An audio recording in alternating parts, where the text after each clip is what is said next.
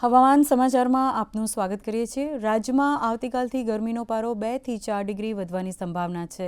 હવામાન વિભાગના જણાવ્યા અનુસાર તારીખ 11 થી 14 એપ્રિલ દરમિયાન રાજ્યનું વાતાવરણ સૂકું અને શુષ્ક રહેશે, તો દરિયાકાંઠાના વિસ્તારોમાં ગરમ અને ભેજવાળા પવન ફૂંકાવાને કારણે અકળામણનો અનુભવ થશે।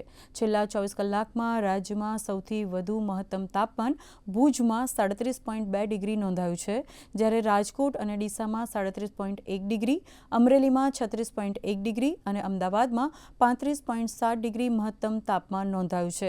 તો બીજી તરફ હવામાન વિભાગે આવતીકાલ સુધી જમ્મુ કાશ્મીરમાં ભારે પવન સાથે વરસાદની આગાહી કરી છે।